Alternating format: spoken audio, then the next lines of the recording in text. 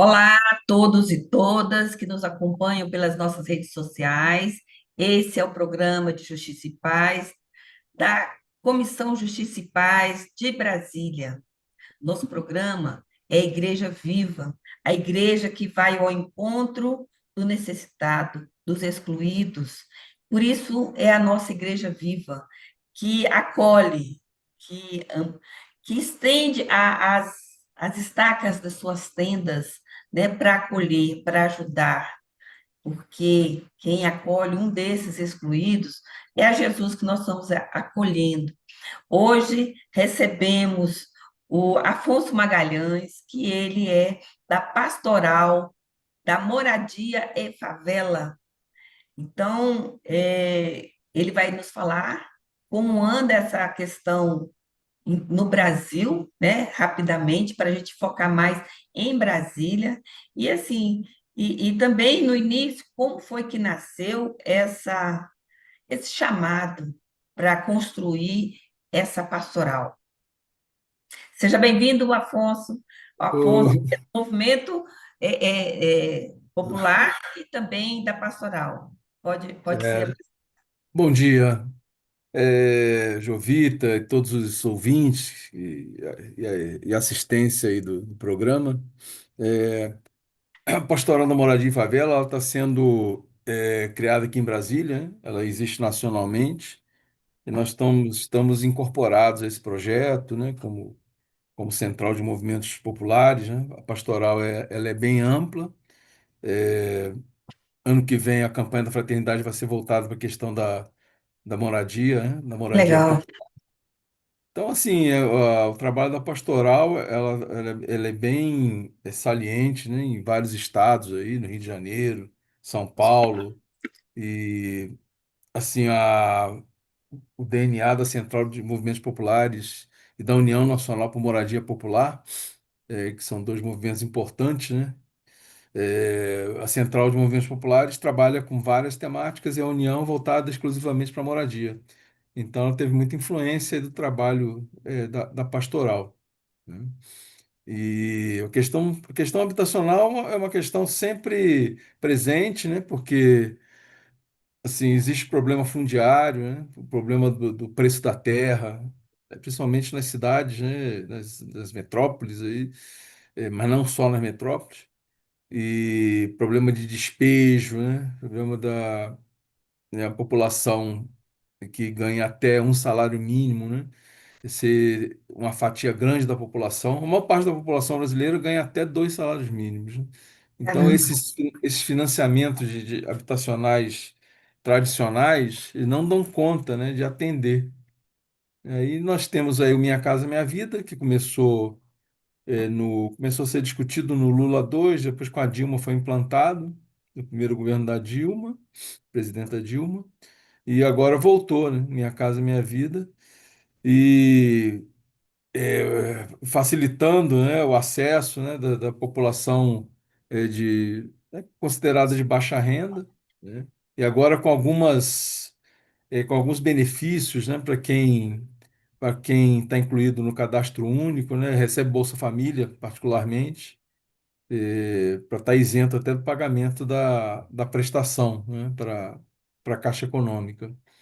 Então, assim, o Minha Casa Minha Vida tem um alcance importante. Agora, o déficit habitacional está sempre crescendo, né? E, em função até do crescimento vegetativo da população e do sistema de exclusão social, que vai além, muitas vezes, assim, da vontade de um presidente da República que veio, né, da classe operária, que o Lula sempre lembra que ele, quando ele migrou, quando a família migrou lá de Pernambuco, né, para a mãe, né, com, né, uma dezena de filhos, né, migrou quase uma dezena de filhos, migrou para São Paulo, eles foram morar numa favela, né, que tinha enchente, enfim, te acordava de madrugada, tinha que tirar água, né, fétida, né, do onde eles dormiam. Então ele tem a sensibilidade, né? Agora, a engrenagem do sistema aí, às vezes, cria muita dificuldade, até para financiamento e tudo. E a nossa prioridade é a construção de moradia popular por autogestão, né? Que é muito importante, né? Isso dá uma noção de pertencimento, organiza a população. Então, assim, os movimentos Com mutirões, com- Pô, mutirão. A CMP, a União e outros movimentos têm muito apreço por esse sistema de autogestão, que dá uma noção de pertencimento, além de organizar a população. É diferente de só a relação material com a unidade habitacional, com a casa, com o apartamento, né? É muito diferente, né? é bem E diferente. É. e também fica blindado em relação à demagogia, né, de prefeitos, governadores, e achando que aquilo ali está presenteando, né, aquela família, né, uma Tá unidade fazendo um habitacional. favor, né? O direito É, se que torna, é muito comum aqui em Brasília, né? Aliás, Brasília, né, já podemos entrar na questão do DF aqui. sim, sim. Brasília Brasília, está um caos. Enquanto é, tantas derrubadas, exato, está tendo despejos, né? E os programas habitacionais aqui em Brasília, né, que são conectados ou não com Minha Casa Minha Vida, eles não privilegiam, né, a faixa de menor renda, né, que é chamada faixa um, né, ali a faixa de um salário mínimo e pouco. Então, essa faixa da população aí, né, mais ou menos aí quase 100 mil famílias, né, fica com dificuldade de conquistar a sua moradia. O único projeto de moradia popular da chamada faixa um é lá no Paranoá Parque, né? Foi o único até hoje que foi implementado aqui, né? É, na época da Dilma, inclusive, como presidente da República, né? E o Rodrigo Hollenberg era governador. isso. Isso. Foi Porque 2014, 2015, foi a transição do Agnello para o Rodrigo Hollenberg, mas foi o único, ficou aí. E agora esses projetos GDF, eles são muito elitizados, né? O Itapuã Parque, por exemplo, que é um projeto grande, tem muitas unidades ociosas, e aí tanto a construtora ou as construtoras da parceria público-privada com o GDF ficam assim tentando desovar, né, os apartamentos, e o GDF criou até um auxílio aí meia boca, né, para ajudar a pagar o sinal, que você tem que ter um dinheiro para pagar o sinal para a é construtora, que né? aí não atinge aquelas pessoas que não estão lá no salário mínimo e meio, É, e aquela outra que vai até 5 salários mínimos, né? é, É, também não consegue o sinal para ir é, para essa outra faixa e está é, fora da moradia popular isenta. é. Há informações de que uma faixa dos trabalhadores jovens aí, menos de 30 anos e tal, estão conseguindo acessar essas moradias. Eu imagino que seja pelo prazo de financiamento, que diminui o valor da prestação e facilita alguma coisa, né? Mas ainda tem muito imóvel ocioso. A maioria da população não tem condições de ter uma poupança aí para pagar sinal, né? E depois pagar a prestação, a mensalidade do Exatamente. financiamento do imóvel, né? Para Tá? o sistema financeiro. Então, É, assim, a prioridade tem que ser moradia popular mesmo, né? tem que ser moradia popular mesmo. Agora, me fala uma coisa. Eu vejo, até com muita preocupação, eu que venho de um movimento pela transparência, né? Ajudei a fazer a lei da ficha limpa, eu fui auditora do SUS por 25 anos. E aí, o meu olhar, ele é muito aguçado para essas questões. Quando eu vejo associações de moradores, sabe? Tomando conta das vagas que estão para ser para construir moradias populares da Minha Casa Minha Vida, sabe? Que não tem transparência. A gente não sabe, aliás, no site até da Codab tem, mas assim, a gente precisava de mais transparência dessas entidades.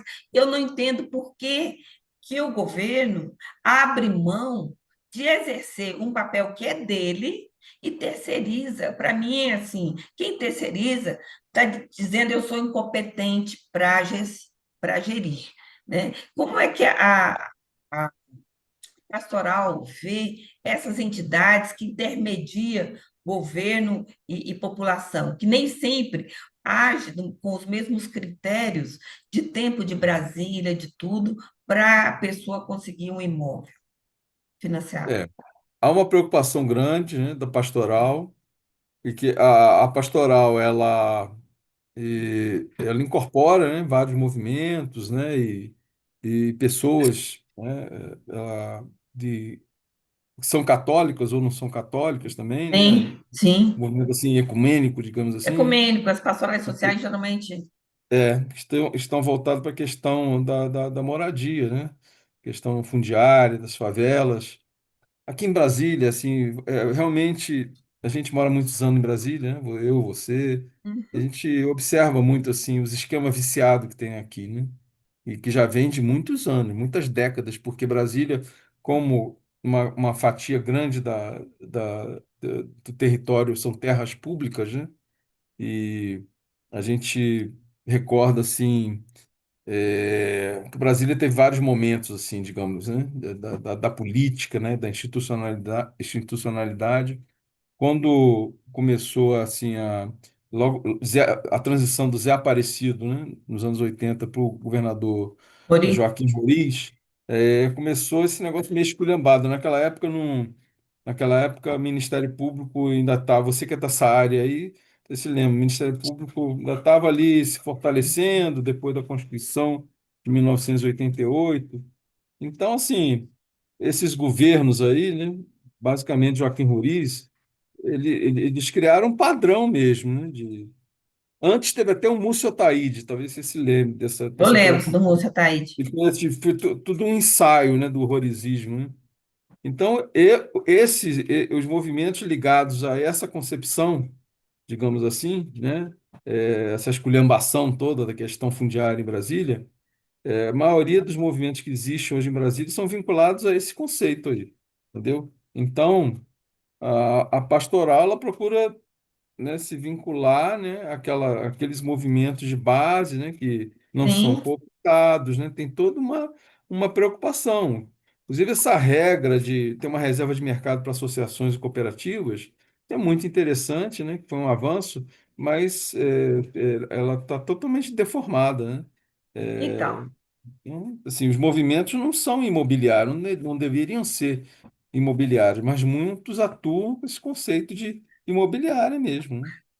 E assim, eu percebo que eu tenho acompanhado, tem pessoas da minha família que, que estão nessa ansiedade, né, da casa própria, é, e essas associações de moradores cobram caro para as pessoas se filiarem a elas, sabe? E para ela receber, por exemplo, um imóvel num local mais privilegiado, sabe? É cobrado valores, não é uma questão de propina, é É, questão de coisa, uma regra clara que eles têm e que se tem propina, eu não sei, mas eu sei que o valor que exigido das pessoas que querem morar é bem maior do que de um local bem mais distante, né? Então, a gente tem que ver também e cobrar das pessoas que nós elegemos, né? é, Que cobre transparência dos critérios, porque para mim, se tiver os mesmos critérios de tempo de Brasília e de tudo, não tem problema. O problema que eu acho que mais é econômico é. do que tudo. Existe uma relação muitas vezes abusiva, né, de associações, cooperativas, né? E porque o foco do nosso trabalho com, né, o movimento popular de moradia é elevar o nível de organização do povo, visando alcançar a questão objetiva, que é a moradia, né? Que é seu lugar, a sua família morar. Então, esse aí é o foco, né? Então, não é, não é levantar dinheiro para fazer caixa dois, né? Então, assim, a gente tem essa preocupação muito grande, né? e de preservar a autonomia dos movimentos, incorporar, né, novas famílias, né, Sim, trabalhadores, trabalhadoras, jovens, né, no movimento por moradia e desenvolver a consciência de classe, né? Isso aí que importa. exatamente. Não é É, ganhar moradia, ganhei, tchau, agora, blá, blá, blá, vira as costas, vai embora. Não, é incentivar, estimular a que haja um engajamento, um digamos assim. compromisso, né, É, com o programa como um todo. Afonso, com relação a essas derrubadas que tanto dói no nosso coração, sabe? A gente viu na Ponte Alta do Gama, agora lá no Sol Nascente. Como é que a pastoral tem agido? Como é que a igreja, que é uma pastoral da Igreja Católica, é. apesar de ela ser ecumênica, mas como é que a igreja tem recebido essas questões?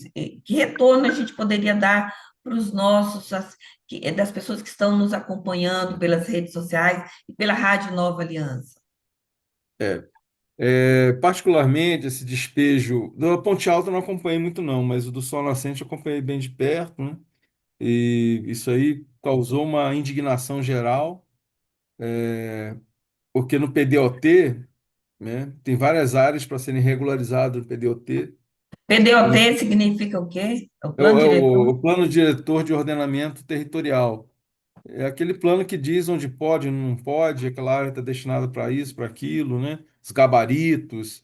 É bem amplo, né? A participação popular no PDOT, ela tem muitos vícios, assim, digamos, corporativos, né? Que cada região, olhando para o seu próprio umbigo, interesse empresariais, aumentar gabarito, não sei o quê. Mas a questão fundiária, a questão que nos preocupa, de regularização fundiária, nos preocupa diretamente, né? A questão das estabelecer as zonas, né, de construção de habitação de interesse social. Isso tudo depende muito de correlação de força política, porque o PDOT ele é votado na Câmara, né? Tá lá na Câmara. E a proposta já resolvia a questão da fazendinha no Sol Nascente, onde teve esses despejos violentos, né? De 47 unidades habitacionais. Porque, assim, às vezes eles aproveitam, tem alguém, algum oportunista na área, fazendo alguma coisa, né, que, não, que viola, né, algum princípio ético, e para abrir a metralhadora giratória e punir todo mundo, né? Então, Uhum, assim, a gente tem que trabalhar para separar o joio do trigo, e houve uma interrupção dos despejos por ação, inclusive, que a Pastoral do Moradia e Favela Nacional teve uma incidência aí, ajudou, né? Isso aí o juiz despachou, congelando aí, digamos assim, né? Sustando, né? A aham, ação de despejo. Mas, assim, olha a covardia, no projeto do PDOT que está sendo discutido, já está regularizando a área. Assim, os órgãos de fiscalização, no caso, aqui em Brasília chama era a GFIS, né? Agora a DF Legal, é, vocês não estão cientes disso aí, cara? Que, sabe, que isso aí é razoável, né? Qual é o papel do governador nisso aí, né? É bom sempre perguntar, ou da vice-governadora, que é virtual, candidata aí a suceder, a disputar a eleição para suceder o atual governador, entendeu? Então foi uma covardia, essas famílias ficaram ao relento, e estão discutindo lá a questão do aluguel social, que depende da Secretaria de Desenvolvimento Social. Quer dizer, nós estamos buscando assim apoiar, né, as ações imediatas de assistência e ver, porque a engrenagem desses movimentos que são cooptados pelo governo está sempre aí, assediando, entendeu? Porque existe na legislação aqui uma reserva de mercado para associações cooperativas e também para a população em situação de vulnerabilidade, né? Que isso aí é determinado, a lista da vulnerabilidade é construída pela SEDES, né? Que é a Secretaria de Desenvolvimento Social, e eles enviam para a CODAB, que é a Companhia de Habitação. Então, assim, aí esses movimentos acabam acessando aí essas prerrogativas, né? Para aham. atender uma fatia como se fosse atendimento a uma clientela. entendeu? Então a gente está muito atento para isso aí, né? Porque lá no Sol Nascente, assim, não havia um movimento de moradia organizado, agora está tendo que se organizar como um movimento de moradia, porque ali é um projeto assim onde o encabeçado pelo MTD, Movimento dos Trabalhadores por Direitos, né? Que ajudou a construir ali um coletivo de Mulheres do Sol, e a Pastoral tem uma participação aí, tem um protagonismo, né? Sim. É, tem um trabalho de várias irmãs ali, muito importante, né? Tanto no coletivo Mulheres do Sol, como na Cozinha Solidária, né? Então, é uma área, assim, muito precária, né? Mas já está apontando para regularização ali, então, é inaceitável, né, que o DF legal, né, promova um despejo violento, né? Então, a gente está muito atento a isso aí, porque tem uma ordem judicial, mas tem que ficar monitorando ali para não ter nenhum retrocesso e acelerar a votação do PDOT, que a gente assim, acha que o governo do Ibanez tem interesse em acelerar isso aí para antes da eleição, né, e não haja modificação nessas áreas aí que já está negociados a parte da legalização fundiária. Não, perfeito. Além disso, também tem esses condomínios é, ditos irregulares, mas que aos poucos estão sendo regularizados, né? Por exemplo, a questão lá em Vicente Pires, é, a Associação de Moradores lá tem brigado bastante por conta dos valores exorbitantes que a Terra Cap tem colocado da terra nua, né? Então, ela está querendo cobrar valores é, é, atuais para as questões que o governo não investiu lá esses anos todos, né? Também está tendo essa questão da exorbitação da terra cap com os valores para essas pessoas que nem sempre são pessoas da classe alta, né? Muitas pessoas eram antigos chacareiros que moram lá, e tem gente que mora lá e ganha pouco, ganha salário mínimo e meio, dois salários mínimos, que são aposentados pelo INSS, Isso. né? É assim, Então, o Vicente Pires já está há anos, né, há décadas, né, nessa luta aí. E você levantou bem a questão da Terra Cap, né, que tem que ser encarada aí de frente, né, o papel da Terra Cap. A Terra Cap, inclusive, ampliou no último período aí seu escopo de atuação, considerado uma agência de desenvolvimento econômico, né? O governo federal tem 49% das ações da TerraCap, né? Essa relação governo federal com o ente federativo local sempre foi muito problemática. Acho que os nossos representantes do governo federal aí no conselho da TerraCap podiam ter uma atuação com mais protagonismo aí e olhar os problemas aqui do DF. Porque a Terracap, ela não pode ser uma imobiliária capitalista, né? Embora seja uma empresa pública, né? Ou seja uma empresa, mas ela tem que ter um olhar social, né? tem que ter um olhar social. É uma empresa, mas quando É, tem tantos por cento do governo federal e tantos por cento do governo local, não é é, particular, né? exato. Então, a Porque gente esse precisa processo realmente ter de. um olhar, um É, acompanhamento mais próximo com é, esses conselheiros, né? Com essas decisões que é. são tomadas no coletivo lá. Não pode ter submeter a ditadura do mercado, né? Não Que pode. a terra é um bem natural, né? Que faz valorizar a terra? É a dinâmica do funcionamento econômico capitalista, né? De você construir equipamentos, economias externas, tudo ali perto, tudo mais acessível. Aí vai valorizando e muitos movimentos especulativos também. Esse movimento de valorização da terra não é natural, inercial, né? Tem movimentos especulativos. Então, tudo isso tem que ser ponderado quando se trata de uma empresa pública. É Né? verdade, é isso. Mas, Afonso, nós estamos caminhando assim já mais para o final. Quero lembrar a todos que esse é um programa da Comissão Justiça e Paz, da Arquidiocese de Brasília. O nosso programa é a Igreja Viva, aquela igreja que tem um olhar para os mais necessitados, para os excluídos, e que vai ao encontro deles. E hoje nós estamos aqui com Afonso Magalhães, da Pastoral de Moradia e Favela, que ele trouxe para a gente importantes é, é, meditações até para a gente compreender melhor o sistema de moradia, principalmente para as pessoas de baixa renda, né? Eu queria também passar palavra para o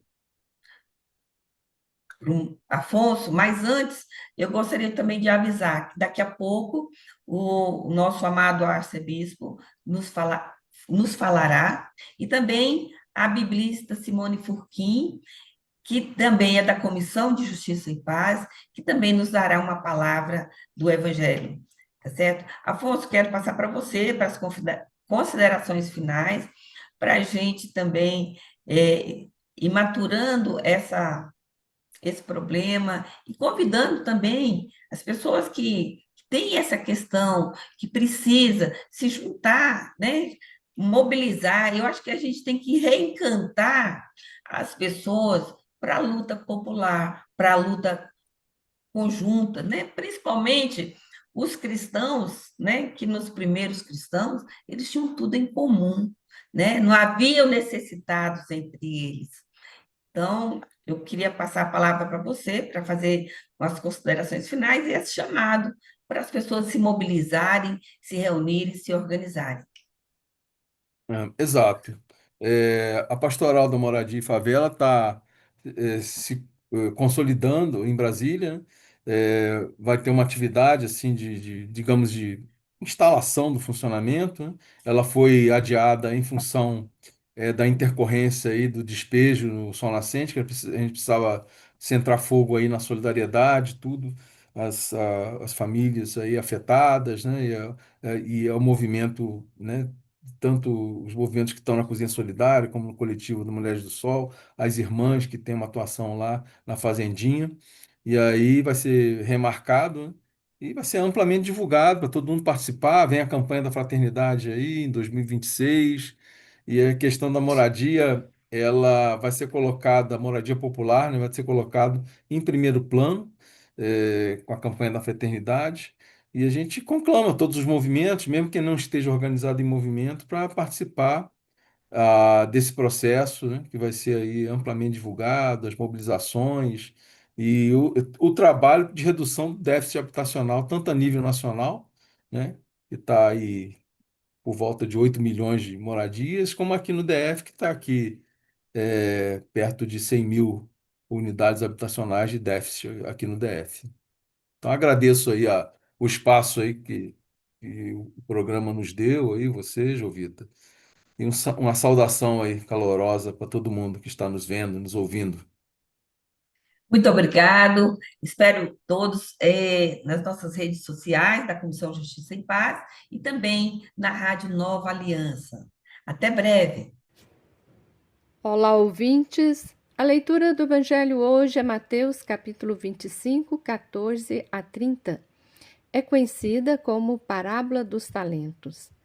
Os capítulos 24 e 25 compreendem os discursos escatológicos em que Jesus adverte a seus discípulos a estarem preparados e serem proativos na construção do reino dos céus.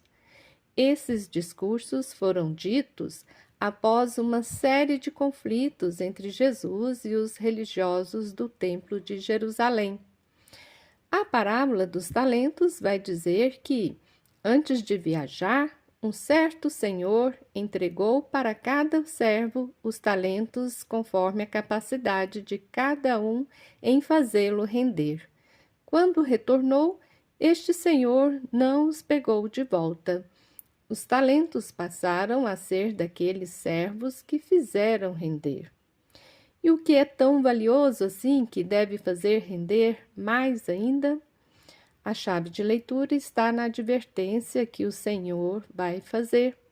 Ele vai dizer: todo aquele que tem será dado e terá em abundância, mas daquele que não tem, até o que tem lhe será tirado. Mateus é o evangelista que fala o tempo todo sobre o reino de justiça. Portanto, os talentos são os sinais do reino que devem crescer. Para que isso aconteça, a atitude dos servos deve ser ativa. E o termo servo é o mesmo que Jesus ensinou no Evangelho de João, no capítulo 13, quando lava os pés de seus discípulos. Esta narrativa também está ensinando que os discípulos devem estar a serviço aos que necessitam para que o reino de justiça se realize.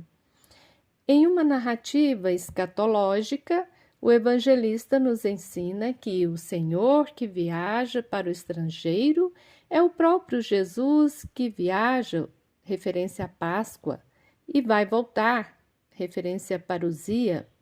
Mas antes de viajar, confia em seus servos, ou seja, os seguidores e seguidoras, os cristãos, a igreja, os dons para o crescimento do reino.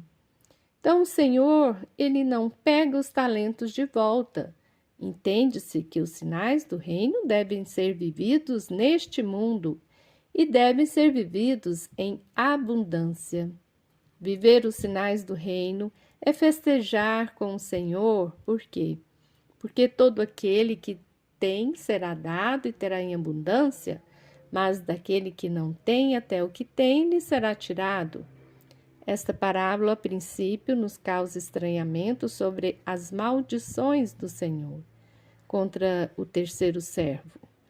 Mateus utiliza uma linguagem profética para denunciar aqueles religiosos que conhecem o projeto de Deus, mas se negam a construí-lo aqui mesmo neste mundo.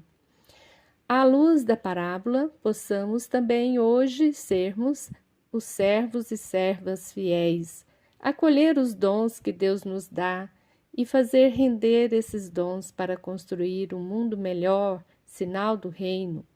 Hoje, mais do que nunca, precisamos fazer acontecer o reino dos céus aqui na terra. Como? Ouvindo os clamores dos pequeninos e injustiçados, ouvir e lutar com eles para que alcancem seus direitos plenos. Estes são os talentos que vão se multiplicar e construir o reino de justiça aqui entre nós. Amém.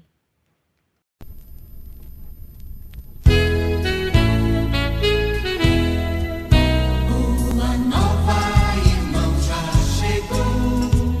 Jesus Cristo nos diz conversão. Seu projeto de fraternidade vai mudar vida e coração. Então, justiça e paz se abraçarão. Justiça e paz se abraçarão. Justiça e paz se abraçarão. Justiça e paz se abraçarão. Bem atentos à sociedade, bem em comum todos dando as mãos. Os direitos também os deveres, respeitados por todos serão. Então, justiça e paz se abraçarão. Justiça e paz se abraçarão. Justiça e paz se abraçarão. Justiça e paz se abraçarão. Jesus Cristo